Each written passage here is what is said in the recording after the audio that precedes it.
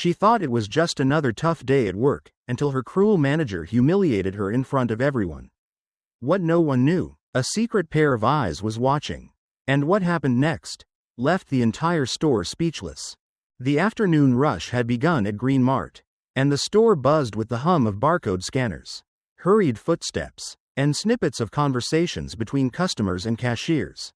The fluorescent lights cast a stark brightness over the rows of checkout counters, where employees moved with mechanical precision, scanning, bagging, and repeating the process over and over again. Lisa adjusted her name tag as she pulled a roll of receipt paper from the drawer beneath her register. Her fingers moved quickly, replacing the old roll while keeping an eye on the growing line of customers. Her shift had started 6 hours ago, and exhaustion was creeping in. But she pushed through it. She had learned to function on little sleep, to navigate long hours with a smile, because that's what being a single mother required. She stole a glance at the clock mounted on the far wall. Another 2 hours before her shift ended. Then she could finally get home to Ethan, her 5-year-old son, who had been staying late at daycare far too often these days. Across the store, Stephen, the store manager, stood with arms crossed near the self-checkout lanes.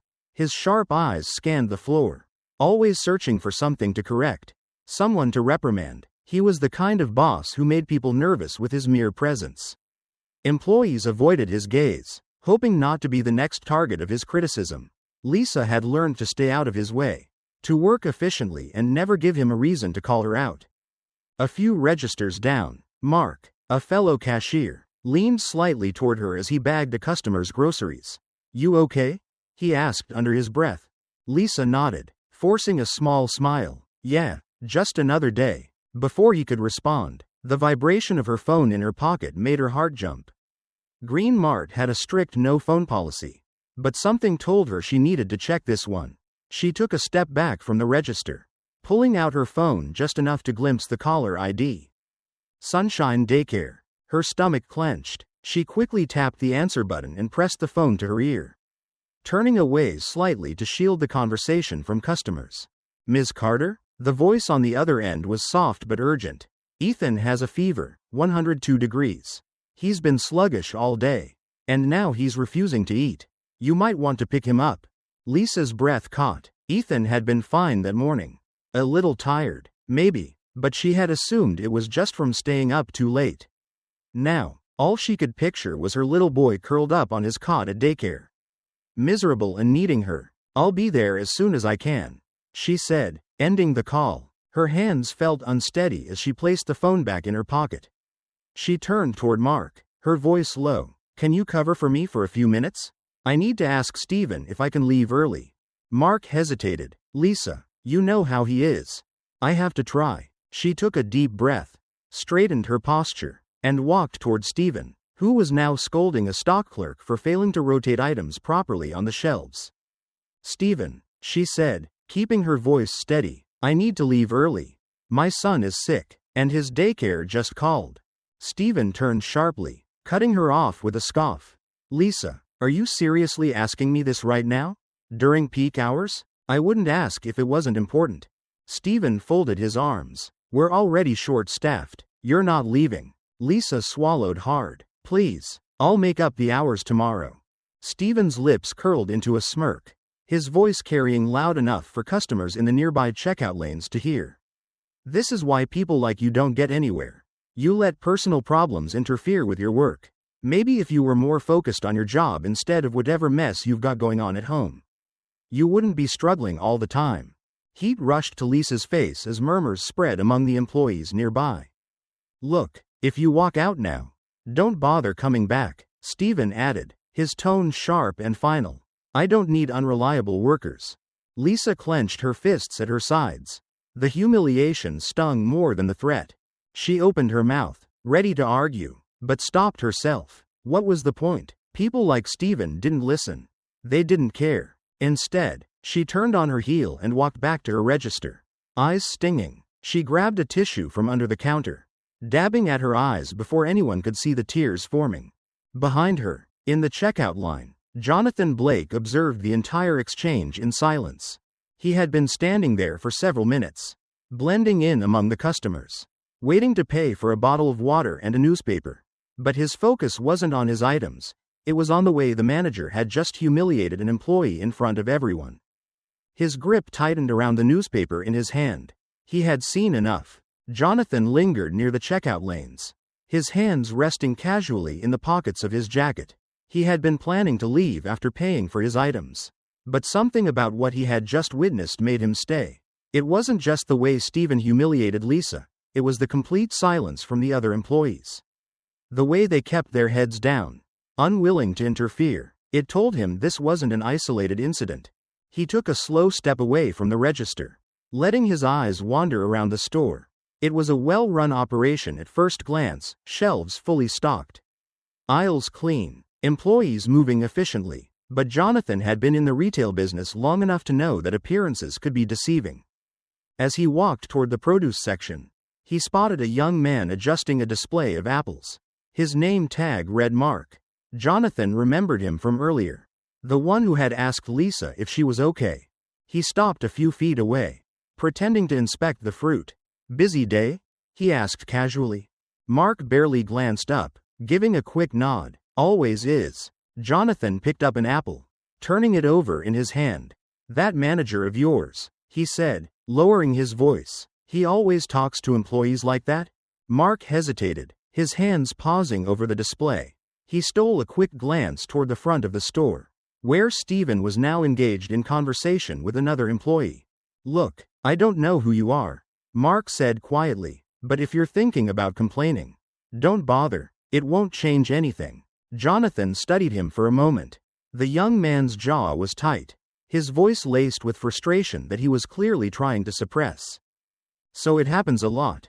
Jonathan pressed. Mark exhaled, as if debating whether he should continue. Then, in a voice barely above a whisper, he said, "Yeah, and worse." Jonathan set the apple back in its place. "Like what?" Mark hesitated again, but this time he seemed to make up his mind. He stepped closer, lowering his voice even more. "He forces people to stay late without paying them overtime. If someone speaks up, he cuts their hours or finds a reason to write them up. He's gotten people fired just because they annoyed him." Jonathan listened intently. None of this was surprising. He had dealt with plenty of power-hungry managers before, but the casual cruelty in Steven's behavior set him apart. Mark continued, "Lisa, she's been here longer than I have, but she still makes less than most of us. Steven doesn't like her, calls her a liability because she's a single mom." Jonathan's fingers curled slightly in his pockets. "What about complaints?" he asked. Mark gave a dry chuckle. "Customers complain about him all the time. They say he's rude, dismissive, but those complaints never go anywhere. He's got someone higher up covering for him." That was enough for Jonathan.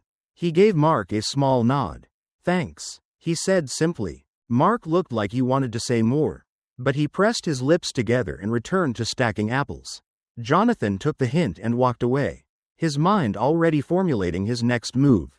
He found an empty aisle, pulled out his phone, and opened the employee database for Green Mart. It didn't take him long to find Lisa's profile. What he saw confirmed everything Mark had told him. Lisa Carter, employed for over 6 years. No record of disciplinary action. Customer satisfaction scores among the highest in the store.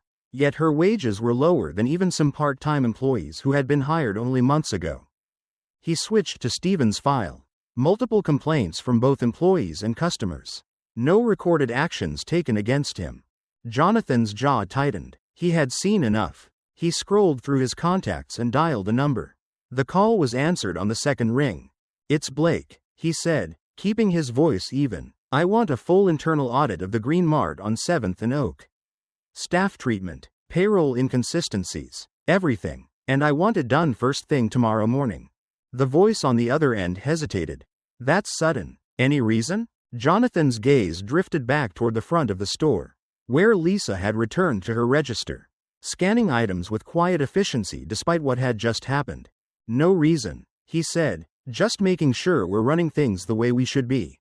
By the time he ended the call, Steven had moved to the customer service counter, dealing with a particularly agitated shopper. Jonathan watched as the man dismissed the complaint with a smirk, shaking his head as if the customer were beneath him. Stephen had no idea what was coming. Lisa stepped into Green Mart the next morning, her body moving on instinct even though her mind was still reeling from the humiliation of the previous day.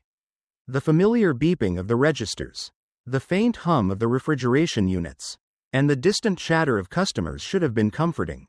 But they weren't. Not today. She forced herself to keep her posture straight, to act as if nothing had happened. But she could already feel Stephen's eyes on her. He was standing near the front of the store, speaking with another supervisor, but his gaze flicked toward her every few seconds. There was something in his expression, mild annoyance mixed with a trace of amusement. Like he was daring her to try something. Lisa kept her head down and walked to her register. She wasn't going to give him the satisfaction of knowing how much he had shaken her. A few minutes into her shift, just as she was scanning a customer's groceries, a group of 5 people walked through the front doors. They weren't regular shoppers. The way they moved, the quiet authority in their stance, set them apart. They were dressed in business attire, their expressions unreadable, and they carried clipboards. Lisa's heart skipped a beat. She had seen people like them before, corporate auditors. The store grew noticeably quieter as employees exchanged uncertain glances. Even customers seemed to sense the shift in atmosphere. Stephen, who had been mid-conversation, straightened and adjusted his tie, his easy smirk vanishing in an instant. One of the auditors, a tall woman with dark hair pulled back into a severe bun, stepped forward and addressed the staff. "We're from Green Mart's Corporate Compliance Division," she said, her voice calm but firm. "We'll be conducting an internal review of this store today." Stephen quickly stepped in, his tone overly polite. "Of course, we're always happy to cooperate with corporate. If you need anything, just let me know." The woman barely acknowledged him. Instead, she and her team split up, heading toward different sections of the store. Employees stiffened as the auditors approached them, asking quiet but pointed questions. Lisa tried to focus on her work, but her hands were shaking slightly as she bagged a customer's groceries. A voice startled her. "Are you Lisa Carter?" She looked up to find one of the auditors standing beside her register. He was middle-aged, his glasses perched low on his nose, his expression neutral. "Yes," she said, swallowing hard. "We'd like to ask you a few questions in private." Lisa glanced toward Stephen. He was watching, his jaw tight. She took a deep breath and nodded. The break room felt colder than usual as Lisa sat at the small plastic table across from 2 auditors. One of them, the woman who had spoken earlier, flipped through a file in front of her. "We've reviewed your employment records," she said. "You've been with Green Mart for over 6 years, correct?" Lisa nodded. "That's right. And in that time, have you ever received a formal complaint or disciplinary action?" "No." The woman exchanged a glance with her colleague before continuing. "We understand there was an incident yesterday involving your store manager. Can you tell us, in your own words, what happened?" Lisa hesitated, her fingers gripping the edge of the table. She knew the risks of speaking out. Stephen had made it clear that anyone who crossed him wouldn't last long. But she also knew that this was probably her only chance to tell the truth. She took a steadying breath. "I asked to leave early because my son was sick." Stephen refused. "But it wasn't just that. He humiliated me in front of customers and coworkers. Called me unreliable, and implied that I wasn't dedicated to my job. He said if I left, I shouldn't bother coming back." The woman's expression remained unreadable, but she jotted something down on her clipboard. "Has this type of behavior happened before?" Lisa hesitated. "Yes, not just to me. He treats a lot of employees this way. If you speak up, he finds ways to punish you." The auditors made more notes. A knock at the door interrupted them. Another employee, a young woman named Sophie, stepped inside hesitantly. She held up her phone. "I have something you should see." She placed the phone on the table and pressed play. Lisa's breath caught as she saw the video. It was shaky, recorded from a low angle, but the footage was unmistakable. Stephen, standing in front of the registers, his voice sharp, his words cruel, the way he had belittled her, the way she had stood there, powerless. One of the auditors picked up the phone, watching the video with a slow nod. "Well," the woman said, looking at Lisa, "that changes things." They stood abruptly and left the room, heading straight toward the front of the store. Lisa followed, her heart pounding. When they reached the main floor, The lead auditor addressed the employees. Her voice firm. "We have reviewed multiple reports regarding management misconduct at this location," she announced, "and we have obtained video evidence confirming these claims." A ripple of murmurs spread through the employees. Stephen, who had been standing near the customer service desk, went rigid. "This is ridiculous," he snapped. "Whatever you think you saw, it's being taken out of context." The auditor ignored him. "Due to the seriousness of these findings, we will be launching a formal investigation into this store's management, effective immediately." Lisa barely had time to process what was happening before another voice cut through the noise. Jonathan Blake, who had been standing quietly near the registers, took a step forward, and this time, when he spoke, there was no mistaking his authority. "I can confirm that investigation," he said. "As CEO of Green Mart, I'll be overseeing it personally." A stunned silence fell over the store. Employees exchanged wide-eyed glances, and Stephen looked as if the floor had just been pulled out from under him. Jonathan turned toward Stephen, his expression unreadable. "I suggest you start preparing your statement," he said, "because tomorrow, you're going to have to answer for a lot more than just yesterday's incident." Stephen sat in his office with the blinds drawn, his fingers gripping his phone so tightly that his knuckles turned white.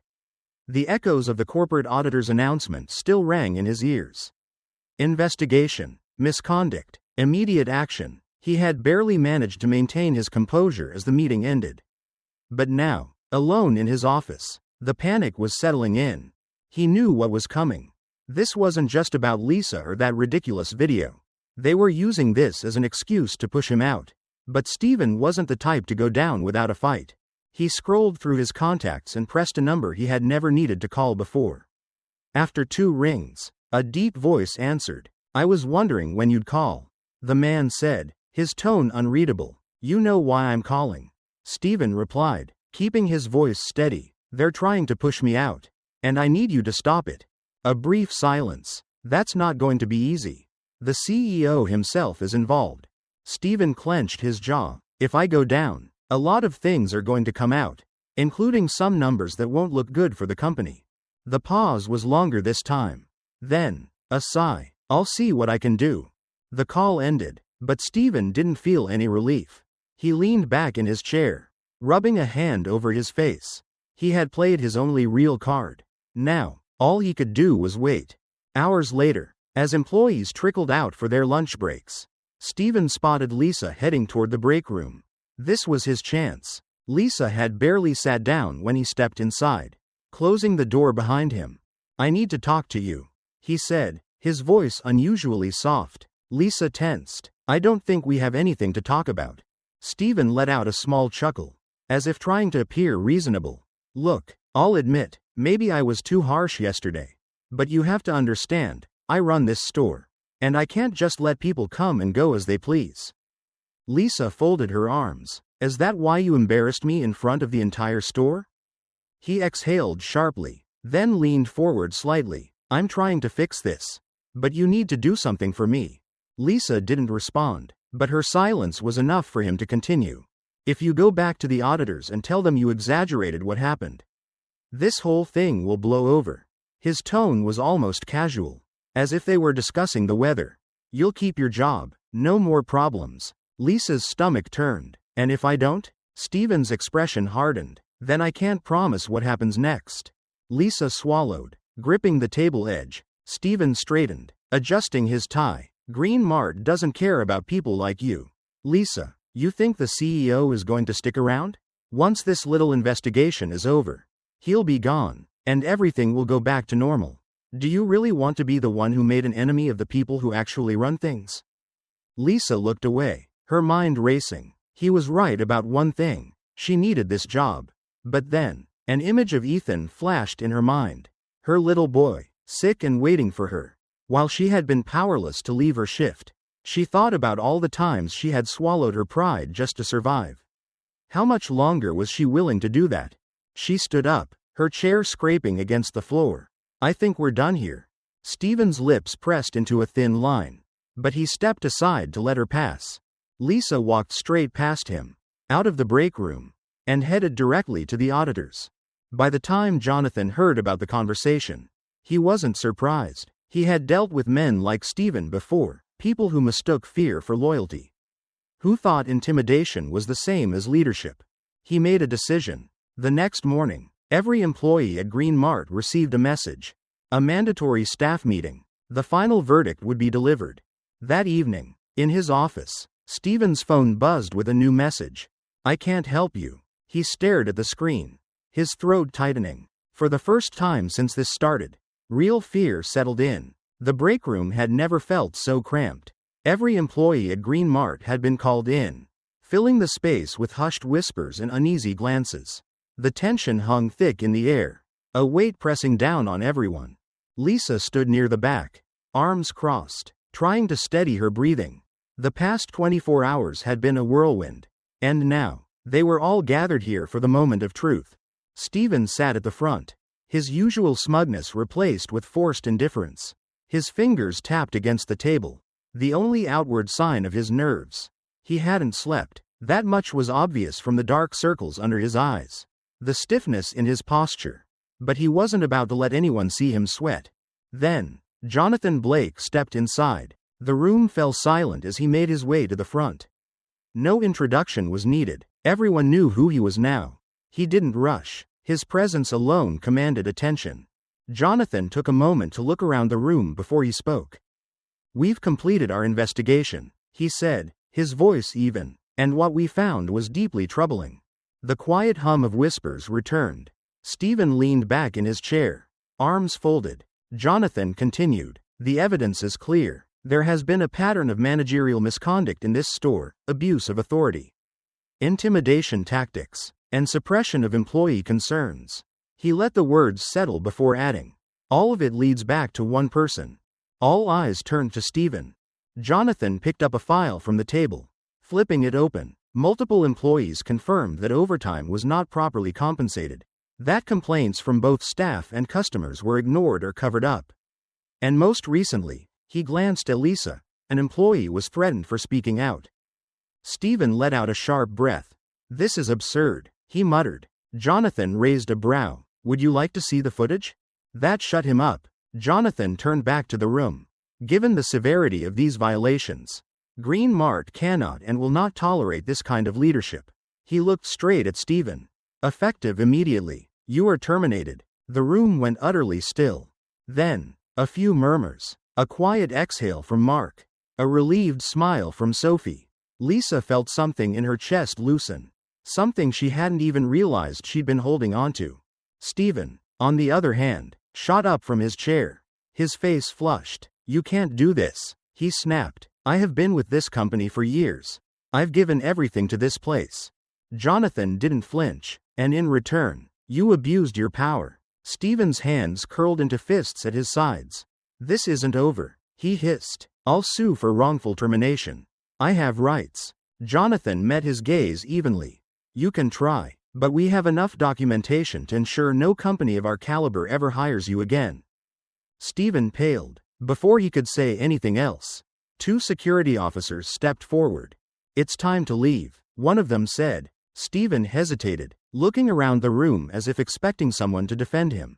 No one did. His shoulders dropped slightly. Then, with a sharp exhale, he turned on his heel and walked toward the door. The security officers followed, making sure he didn't linger. As soon as he was gone, the room felt lighter. The employees exchanged glances, some relieved, some still in disbelief. Jonathan waited a moment before speaking again. "Now, for the next order of business." Lisa straightened instinctively as his eyes landed on her. "This company does not just remove problems," he said. "We also reward those who uphold our values." He paused before continuing. "Lisa Carter will not only be keeping her position, she will be promoted to shift supervisor." A few gasps. A smattering of quiet applause. Lisa's hands trembled at her sides. Jonathan wasn't done. "Her salary will be adjusted accordingly. And moving forward, we will be implementing new policies to ensure that what happened here does not happen again." Lisa felt her throat tighten. The room blurred slightly as tears pricked at her eyes. She had never expected this. Jonathan gave her a small nod.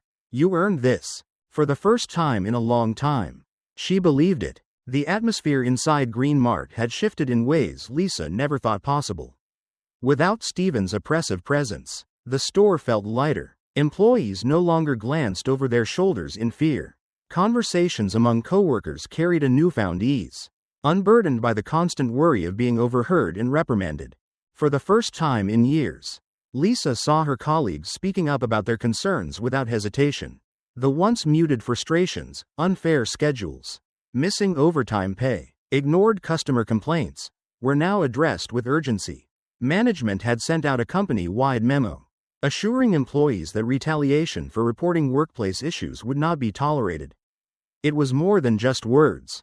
A new oversight team had been assigned to monitor store operations, ensuring that what happened under Steven's rule would never be repeated.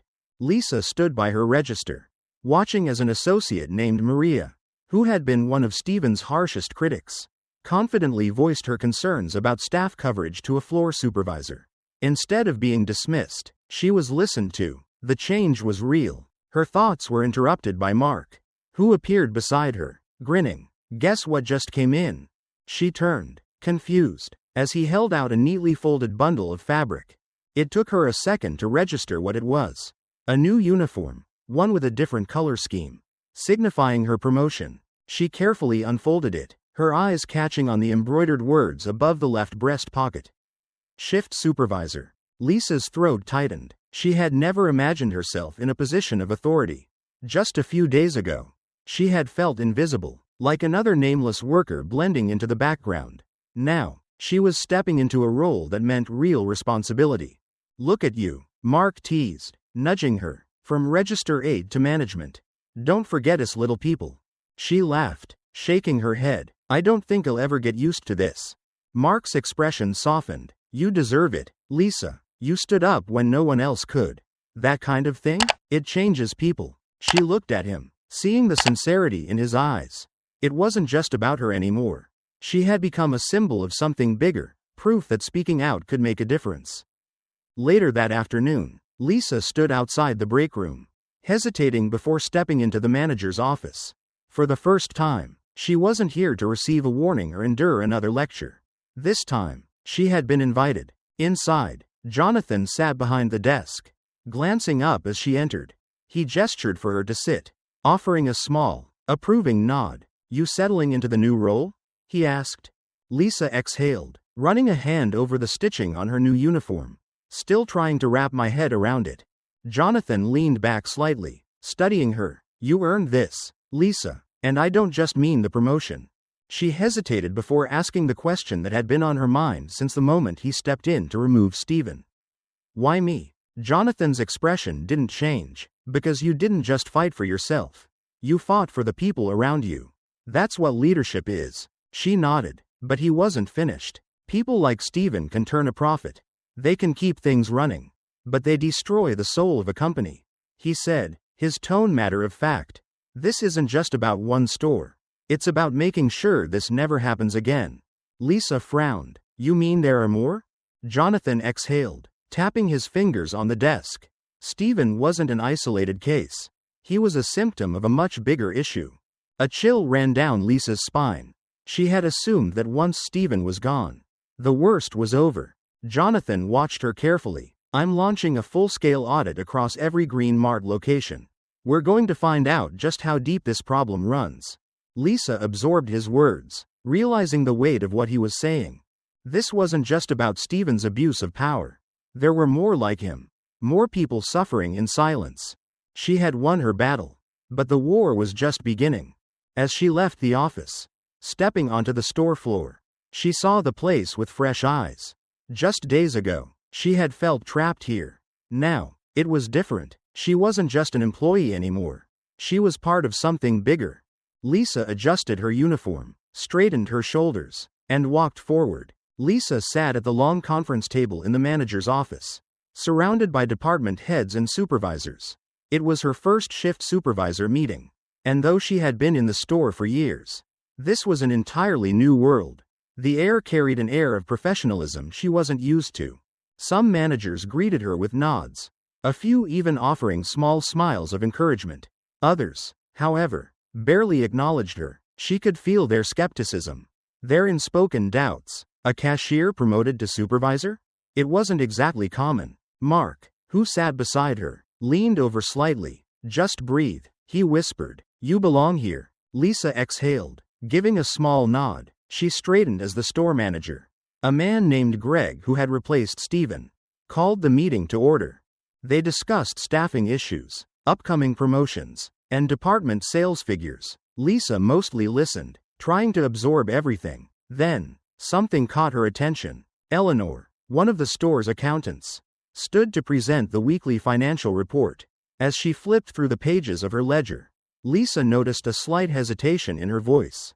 Total revenue for the past week was stable, but there are a few discrepancies in recorded transactions, Eleanor said. Lisa frowned. Discrepancies? She had never paid much attention to financial reports before, but something about the way Eleanor said it made her take notice.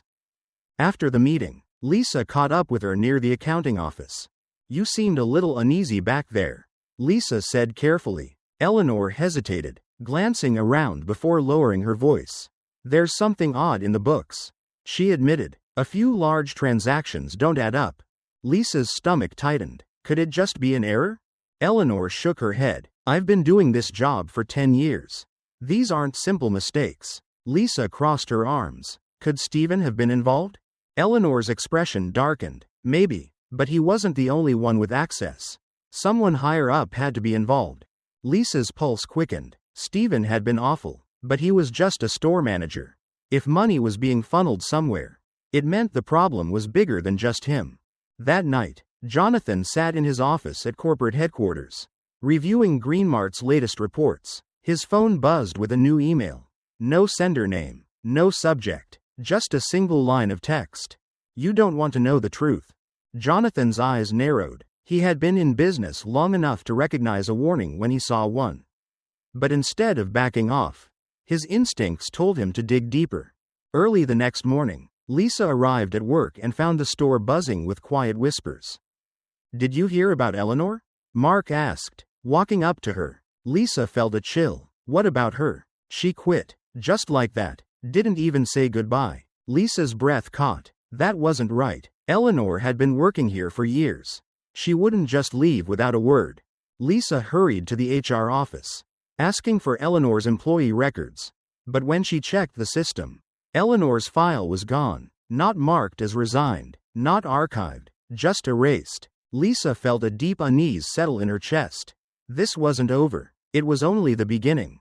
Lisa sat in the break room, her fingers drumming anxiously against the table. She had been staring at her phone for the past 10 minutes, debating whether to make the call. She had never spoken directly to Jonathan Blake before. Sure, she had seen him during the investigation into Stephen. But back then, he had been an untouchable figure, someone operating on a level far above hers. Now, for reasons she didn't fully understand, she was about to bring something to his attention that could be bigger than either of them had realized. Finally, she took a deep breath and dialed. The phone rang twice before Jonathan answered. Lisa, he said, his voice calm. I had a feeling you'd be calling. Lisa hesitated. Something's wrong. She told him everything. Eleanor's sudden resignation, her erased records, and the discrepancies in the financial reports. Jonathan listened carefully, never interrupting. When she was finished, there was a long pause. I got an email, he finally said, anonymous. It warned me not to dig too deep. Lisa's stomach clenched. So this isn't just about Stephen. No, Jonathan said, his tone firm. It's something bigger. Lisa exhaled slowly. Then let's figure out what it is. Jonathan was silent for a moment before he spoke again. Start with the transactions. If money is moving in ways it shouldn't, there's a trail. We just have to follow it. Lisa hung up, already knowing where to go next. In the employee lounge, Mark sat at one of the computers, a spreadsheet open in front of him. You're good with numbers, right? Lisa asked as she pulled up a chair beside him. Mark gave her a wary look. That depends. Are we talking about normal number stuff, or the kind of number stuff that could get me fired? Lisa handed him a printed copy of the financial reports Eleanor had been reviewing. The second one. Mark sighed, but took the papers. His eyes scanned them, his fingers tapping the desk as he processed the data. After a few minutes, He whistled. This doesn't make sense, he muttered. These transactions, some of them are duplicates. Some are listed under department codes that don't exist. Lisa leaned in. Could it be a mistake? Mark shook his head. No, this is deliberate. He pointed at a string of numbers. See these payments? They're not going to company accounts. They're being redirected to a third-party entity. Lisa frowned. Who owns it? Mark typed a few things into the system, his fingers moving fast. When he hit enter, the screen loaded for several seconds before displaying a company name, Ravenwood Holdings. Lisa had never heard of it. What kind of company is that? Mark clicked through more records, but the details were vague. It's a shell corporation. No real business activity. No employees. Just an empty company moving money around. Lisa stared at the screen. So who's behind it? Mark shook his head. That's the part one can't figure out. There's no listed owner. Lisa felt a pit form in her stomach. Whoever was behind this had gone through great lengths to hide their tracks. That evening, Lisa sat in the nearly empty break room, scrolling through her mental list of customers when a name surfaced, Robert Chambers. She had seen him often in the store over the years. A quiet, older man who always paid in cash. But before that, he had been someone important. Lisa grabbed her phone and called Jonathan. I think I have a lead. Jonathan listened as she explained who Robert was. When she finished, he didn't hesitate. We need to talk to him, he said. Just as Lisa ended the call, her phone buzzed again. A new message. No number, no name, just one chilling sentence. Stop now. If you keep going, you'll lose more than just your job. Lisa's heart pounded. She gripped the phone, her fingers tightening around it. For a moment, fear threatened to take hold. But then, she thought of Eleanor, of the missing records, of all the times she had ignored her instincts before. Not this time. She took a deep breath, stood up, and walked out of the break room. Lisa and Jonathan pulled up to a small, unremarkable house on the outskirts of town. The neighborhood was quiet, the kind of place where people kept to themselves. Robert Chambers had made sure of that. Jonathan killed the engine and looked toward the house. The curtains were drawn, the yard slightly overgrown. There was no car in the driveway. It didn't look abandoned, but it didn't look inviting either. Lisa took a deep breath. Are you sure he'll even talk to us? Jonathan glanced at her. No, but we don't have a choice. They stepped out and walked to the front door. Jonathan knocked twice. Firm but not aggressive. No answer. He knocked again. For a long moment, there was nothing. Then, a faint rustling sound inside. The peephole darkened as someone looked through it. Go away, a voice called. Jonathan didn't move. Robert, we need to talk. I don't talk to anyone. Lisa exchanged a glance with Jonathan before stepping closer. Eleanor disappeared, she said, and we think it has something to do with what you know. Silence. Then the sound of locks clicking. The door opened just enough for them to see a man in his 60s. His face lined with worry. His eyes darted past them as if expecting someone else to be there. Inside, he whispered. Now. They stepped in, and Robert shut the door quickly, locking it again behind them. The inside of the house was as closed off as the outside. The curtains were thick, barely letting any light in. Boxes were stacked against the walls, and an old laptop sat on the coffee table, its screen covered with sticky notes. Robert moved toward a chair but didn't sit. He ran a hand over his face and exhaled. You shouldn't have come. Jonathan remained standing. We need answers. Robert let out a bitter chuckle. You think I have answers? If I did, do you think I'd still be alive? Lisa took a step forward. We found transactions leading to a shell company. Money moving through Green Mart that doesn't make sense. Eleanor tried to warn us. And now she's gone. Robert's jaw tightened. He turned away, staring at the wall. Jonathan took out a folder and placed it on the table. This is what we know, he said. It's only a piece of the puzzle. We need the rest. Robert hesitated, then slowly sat down. His fingers drummed against the arm of the chair. You ever wonder why I left Green Mart so suddenly? He asked. Lisa nodded. You just disappeared. Robert scoffed. I didn't disappear. I was erased. He leaned forward, his voice lowering. Stephen was nothing. A puppet. The real problem is higher up. Jonathan's expression remained unreadable. How high? Robert hesitated. then spoke quietly. Board level. Lisa felt a chill. Robert continued. Green Mart was part of a network. A system designed to make money flow where it shouldn't. The company partnered with certain investors, people who had cash they couldn't explain. We cleaned it for them. Disguised it as revenue. Moved it through our accounts until it came out the other side.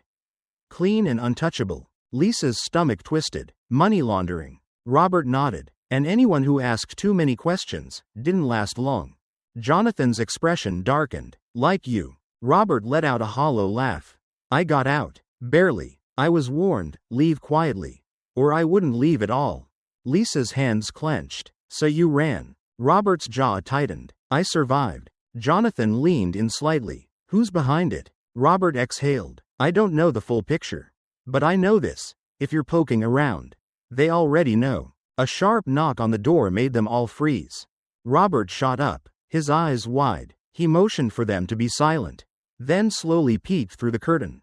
He exhaled. Just a delivery. But Lisa couldn't shake the feeling that something was very wrong. When they left the house an hour later, the sun had begun to set. Jonathan and Lisa walked to his car. Both lost in thought. Then Lisa noticed something. A black sedan parked across the street. The windows were tinted. The engine was off. But she had a feeling someone was inside. Watching. She nudged Jonathan. We're being followed. Jonathan glanced at the car but didn't react. He unlocked his own vehicle. Get in. They pulled away from the curb. The black sedan remained still for a few moments, then its engine roared to life. Lisa's pulse quickened. It's moving. Jonathan kept his voice steady. Let's see how far they follow. He took a series of turns, looping back through side streets. The black car stayed with them. Lisa's hands tightened into fists. They're not even trying to be subtle. Jonathan's jaw clenched. That means they want us to know. Then, without warning, the black sedan accelerated. Lisa barely had time to react before it rammed into them from behind. The impact jolted her forward, the seatbelt locking across her chest. Jonathan fought to keep control of the car, gripping the wheel tightly. Hold on, he muttered, swerving to the side. The black car didn't back off. It kept close, pressing them toward the curb. And then, just as suddenly as it had attacked, it veered off. Jonathan pulled the car to a stop, both of them breathing hard. Lisa turned, watching as the black sedan parked a short distance away. A man stepped out. He wore dark clothes, his face partially covered by a mask. He walked toward them with deliberate slowness, then stopped just outside Jonathan's window. Lisa held her breath. The man raised his hand and slapped a thick envelope against the glass. Then, without a word, he turned and walked away.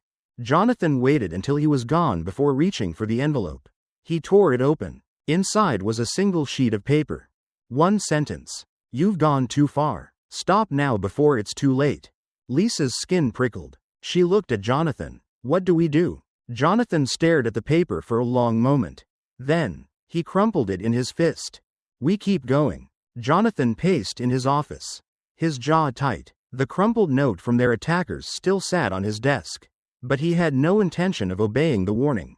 If anything, it only confirmed what he already knew. Whoever was behind this was powerful. But power alone wouldn't protect them from the truth. He picked up his phone and dialed a number he hadn't used in years. It rang 3 times before a woman's voice answered. Jonathan Blake, she said, her tone calm but curious. Didn't expect to hear from you. I need your help, Jonathan said. It's big. There was a brief pause. Then, how big? Jonathan exhaled. Green Mart level big. Emily Carter, one of the best investigative journalists in the country, was silent for a moment. Then she said, I'm listening. Lisa sat in her apartment, staring at her phone, rereading the threatening message over and over. Fear clawed at her chest. But beneath it, something stronger was growing. Anger. For years, she had accepted the way things were. Swallowed every insult, every unfair decision, because she thought she had no other choice. But now, she knew better. She wasn't alone in this fight. Her phone rang. It was Jonathan. They're moving against us, he said, his voice sharp. The board is trying to push me out. Lisa sat up straight. What do you mean? They've called an emergency meeting. Jonathan explained. They're framing me as a liability, someone damaging the company's reputation. If they succeed, I'll be removed before I can expose them. Lisa gripped her phone tighter. What can I do? Emily Carter is running the story, Jonathan said, but we need someone to go on record. Someone from inside. Lisa hesitated, the weight of the decision pressing down on her. If she spoke out, there would be no turning back. But if she stayed silent, nothing would change. I'll do it, she said. Jonathan didn't sound surprised. I knew you would. The next morning, Lisa arrived at Green Mart as usual. But something was off. The stares from her coworkers were different, not curious, not admiring, avoidant, almost fearful. Then she saw the email. Effective immediately, Lisa Carter's employment with Green Mart is terminated due to violations of company policy. Her breath caught. Security was already approaching, their expressions cold. One of them held out an envelope. You need to leave, Ms. Carter. Lisa's hands shook as she opened it. Her bank account had been frozen. And attached was an official notice. She was under investigation for financial misconduct.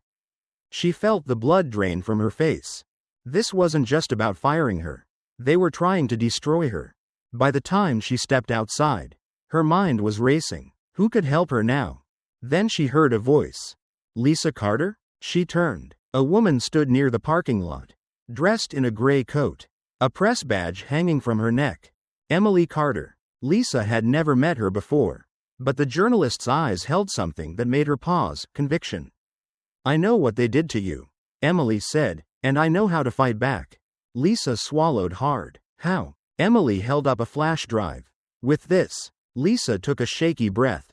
What's on it? Emily's lips pressed into a thin line. Proof. Before Lisa could respond, her phone buzzed again. It was Jonathan. They know we're going public, he said. I just scheduled a press conference. Then we'd better make it count, she said. Jonathan stood in front of the podium. The bright glare of cameras aimed directly at him. The conference room was packed, journalists, reporters, industry analysts, all waiting to hear what the CEO of Green Mart had to say. His name had been in the headlines for days, surrounded by controversy and speculation. But today, he wasn't here to protect Green Mart's reputation. He was here to expose the truth. Lisa sat in the front row, her hands clenched in her lap. She could feel the weight of the moment pressing down on her. This was it. There was no turning back. Jonathan cleared his throat and leaned into the microphone. I have spent my entire career believing in the integrity of this company, he began, but recent discoveries have revealed a deep-rooted corruption that I can no longer ignore. A murmur spread through the crowd. Cameras clicked. Jonathan continued. Our investigation has uncovered evidence of financial misconduct, money laundering, embezzlement, and fraudulent transactions designed to hide the truth from employees, shareholders, and the public. A hush fell over the room. Then, Jonathan nodded toward the side of the stage. Lisa took a deep breath and stood up. She stepped toward the microphone, her heart pounding. My name is Lisa Carter, she said. I worked at Green Mart for 6 years. I was just a cashier. But when I started asking questions about what was happening in this company, I lost my job. I was threatened, and I am not the only one. Emily Carter, sitting among the reporters, signaled to her cameraman. The broadcast was live, and there was no stopping it now. Lisa continued. Employees were silenced. Financial records were altered. The people responsible for these crimes thought they could get away with it. She held up a flash drive. But we have proof. The screens in the room flickered to life, displaying documents, financial records tracing money to offshore accounts, emails instructing executives to cover up the missing funds. Then, the final blow, video footage of Robert Chambers detailing how the scheme had been orchestrated from the top. Jonathan turned back to the crowd.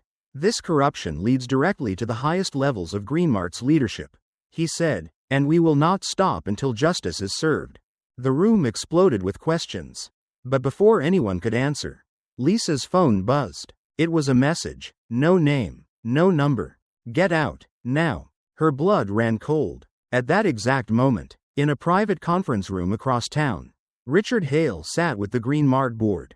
The press conference was playing on a screen in front of them. Richard remained calm, but his grip on the armrest tightened. One of the board members turned to him. We need to respond. Now, Richard exhaled. Jonathan is making a mistake.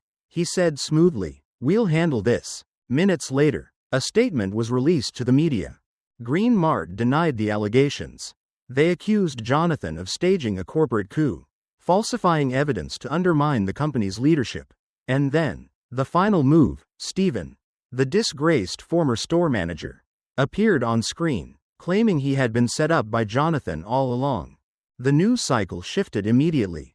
Doubt spread. Had Jonathan manufactured this scandal for his own gain? Lisa watched in horror. "They're turning it against us," she whispered. Jonathan clenched his jaw. They were ready for this. But before they could react, Lisa's phone buzzed again. A second message. "Your son is next." Lisa's breath caught. Her vision blurred. She didn't even notice the moment she ran out of the press room. By the time Jonathan realized she was gone, it was too late. Lisa was already outside, heading for her car. But before she could reach it, a dark SUV screeched to a stop beside her. Two men stepped out. Lisa turned to run, but they were faster. A strong hand grabbed her arm. "We warned you," one of them growled. Before she could scream, the world spun, and everything went black. The courtroom buzzed with tension. Reporters whispering among themselves. Cameras flashing as Jonathan Blake took his seat at the plaintiff's table. Across from him, Richard Hale sat composed, his expression unreadable. The stakes had never been higher. Lisa adjusted the microphone in front of her. She could feel hundreds of eyes on her, some filled with support, others with doubt. She had once been just a cashier, a single mother trying to get by. Now, she was the key witness in a case that could bring down one of the most powerful corporate figures in the country. The judge entered, and the room fell silent. Jonathan's lead attorney stood. "Your Honor, this case is about more than financial misconduct. It is about systemic corruption that has hurt employees, investors, and consumers alike. The evidence will show that Richard Hale and his associates orchestrated a money laundering scheme through Green Mart's financial systems, exploiting their position for personal gain." Richard's attorney, a sharp-eyed man in an expensive suit, stood in response. "These allegations are baseless. What we have here is a disgruntled CEO attempting to settle personal grievances under the guise of justice. Green Mart is a pillar of the American economy, and this lawsuit is nothing more than an attempt to dismantle it for one man's ambition." Lisa's stomach churned. They were already twisting the narrative, making Jonathan the villain. She took a deep breath. This was what they did. Make people doubt, confuse the truth, manipulate the public. Jonathan refused to look away as Richard's lawyer spoke. When it was his turn, he stood. "I have nothing to gain from this lawsuit," Jonathan said, "except the truth." Murmurs rippled through the courtroom. One by one, the evidence was presented. The financial records, the shell corporations, emails linking Richard to cover-ups, testimonies from former employees who had been silenced. Lisa took the stand. Her voice was steady, even as she recounted the threats, the intimidation. The moment she realized her job had never been secure, that none of their jobs had been. Richard watched her with cool indifference. Then, as if sensing the walls closing in, his attorney stood and made a final move. "We are prepared to offer a settlement," he announced. "Mr. Hale will step down from his position at Green Mart, effective immediately, and all investigations into his involvement will cease. In return, Mr. Blake must withdraw his lawsuit and end all legal proceedings." Gasps filled the room. Lisa's heart pounded. Jonathan didn't flinch. No deal. The tension was electric. Then, the doors at the back of the courtroom opened. Robert Chambers walked in. A murmur spread like wildfire. The former CFO of Green Mart had been missing from the public eye for years. Now, he carried a thick binder of documents and a determined expression. He approached the witness stand. And for the first time, Richard's mask of confidence slipped. Robert placed the files on the table. "I have documents detailing how Richard Hale used Green Mart's financial structure to launder money. These aren't just transactions, they're directives, signed by Mr. Hale himself." The courtroom erupted. The judge called for order. But it was clear. This was the final blow. Lisa watched as Richard's posture stiffened, his fingers gripping the table. His lawyers whispered frantically, but there was no saving him now. After hours of deliberation, the verdict was clear. Richard Hale was found guilty of fraud, conspiracy, and obstruction of justice. He was sentenced to federal prison. The Green Mart board was disbanded. Jonathan was reinstated as CEO, though he made one promise: the company would never operate the same way again. Internal policies were restructured. Employee protections were put in place. The system that had protected people like Richard Hale was dismantled. Piece by piece, Lisa was offered her job back, but not as a cashier. She was promoted to head of internal compliance, overseeing employee protections, ensuring what happened to her, and so many others, would never happen again. Stephen was indicted for his role in covering up misconduct. Green Mart stocks initially plummeted but recovered stronger than before, with new leadership vowing transparency. Months later, Lisa stood in her new office, looking out over the city. The battle had been won. But was the war truly over? Jonathan stepped inside, offering a small nod. "You did good." Lisa turned to him. "So did you." Jonathan exhaled. For now. He glanced at a stack of reports on her desk. "There's always another Richard Hale out there," he murmured, waiting for the right moment to take control again. Lisa met his gaze. "Then we'll be ready." Sometimes, justice comes from the most unexpected places. Lisa's story is a powerful reminder that standing up for what's right isn't easy, but it's worth it. Corruption thrives in silence, but the moment we speak up, change begins. What would you have done in her situation? Let us know in the comments. And if you love stories that uncover hidden truths, don't forget to subscribe to Undercover Truths for more eye-opening tales.